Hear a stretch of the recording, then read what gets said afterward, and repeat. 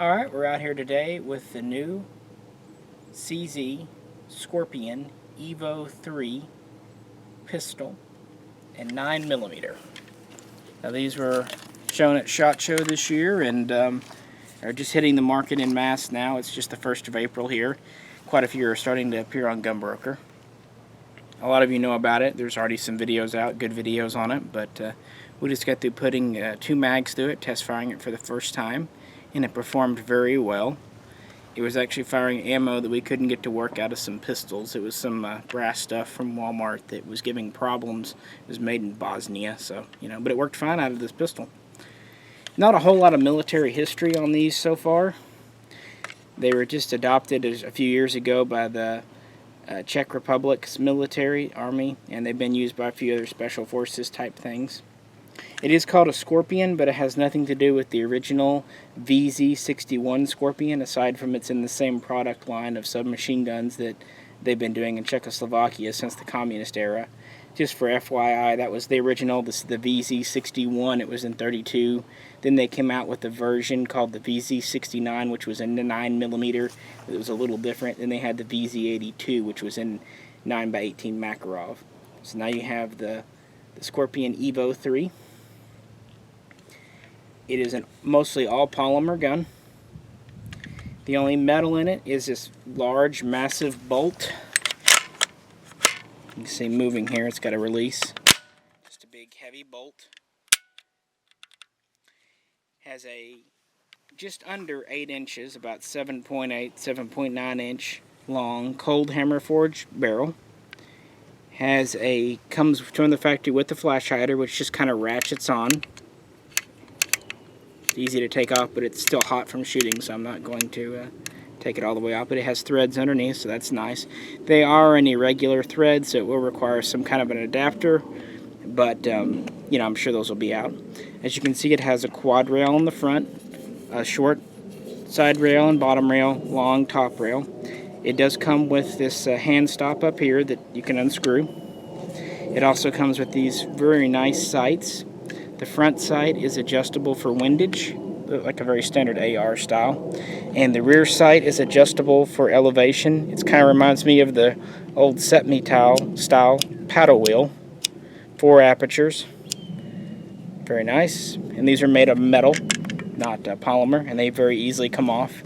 They are ridged in the back for non-glare, which is a good thing. Nice long top rail otherwise. They're very low profile, kind of snag resistant. The charging handle is very MP5 style. It is non-reciprocating. It is reversible to either side. See the slot there, you can see it over here. There is a bolt release on the left side. It's kind of a little bit of a stretch, but it's a large device, so that's okay. Very easy to hit, even on an empty mag. You've got an ambidextrous safety here. Ambidextrous mag release, which we really like. It reminds us kind of a European style, obviously, because it comes out of Europe. It's on both sides. It's very, very large. There it is. Easy to hit. The mags themselves are really nice. They're polymer, clear as you can see. This is a 20 rounder. The gun comes from the factory with 2 of them. They also make 10s and 30s. You can load them by hand. They only get stiff around the 17th or 18th round, but even then you can get them up to 20 without burning up your fingers. So that's nice. The gun comes apart very easily. It has one captured push pin. Sorry, it's kind of covered by the sling, but you can see it there. Just press that out. The lower frame from here to here comes off. Pull your bolt back and it just slides out the bottom through the hole. The pistol grip is quite large. Oversized almost. But it's also adjustable. I haven't ever tried to adjust it yet, but from what I hear, it kind of goes on rails. So you can kind of move it forward or back to fit your finger. The trigger is a double hook trigger inside. It's made of polymer, so it's an okay pull, nothing great, nothing horrible, but it'll work, for this kind of gun, for a military style. This has the stock adapter on it, which holds a tube for an SB type brace. I slipped this one off my Yugo M92 because I didn't have a spare. SB15s. This is actually an SB47. It fits a little loose, but it's fine for, you know, strapping on and doing whatever. Kind of hard to keep it out of your way when you're shooting. You almost have to do like that, but whatever. This easily unscrews and has just standard threads inside. It has 2 set screws on the bottom to help keep it from unscrewing, which I think is very nice. These are 3/16 head screws and available at any hardware store. This block is anodized aluminum in the back here, so it's made of metal, which is nice. If you want to take it off and go back to the standard pistol block, or to go to an SBR and use the original stock, there's a large, about 3/4 inch wide push button, knurled button. You just push in and then slip this up and it comes right off, which is really a neat feature. The military stock is both folding and adjustable, and also has the quick detach feature. So that's a basic rundown of the gun. We shot it. It ran reliably. Because it is polymer and quite light, it had just a modicum of felt recoil, but nothing horrible at all. Definitely a little smoother than, say, a UMP, but you could feel the massive bolt bouncing back and forth some. Just how it is with these kinds, but nothing bad. The trigger is quite acceptable for a military-style gun, probably on par with most HK MP5 types.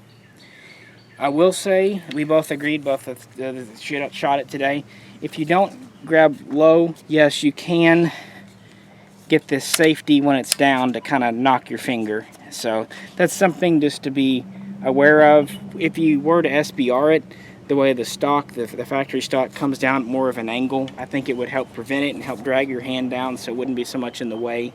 But as a pistol or a brace gun, it's a little bit there. It's not, I wouldn't call it painful, but I would say it's noticeable. But it's nothing that you couldn't train out of with just a couple of shooting sessions. So that's what it is. Just to let you know, this sling is just an HK sling I had and happened to fit the hooks it has.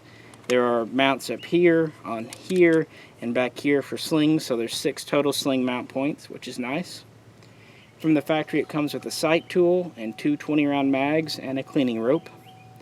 And like I said, this is the first day we've taken it out shooting, so just kind of giving the overview. So far, impressions are very positive. The price point on these is quite nice. MSRP is $850. And they'll probably come down after they've been out a while. But for an imported gun, it's quite nice. So we'll give more information as we keep shooting it over the months and let you know if we found any issues. But so far it's ran really well and feels well, looks good, and just kind of a neat new gun to come to market. Definitely one of the more interesting guns at SHOT Show this year, 2015. Thanks for tuning in.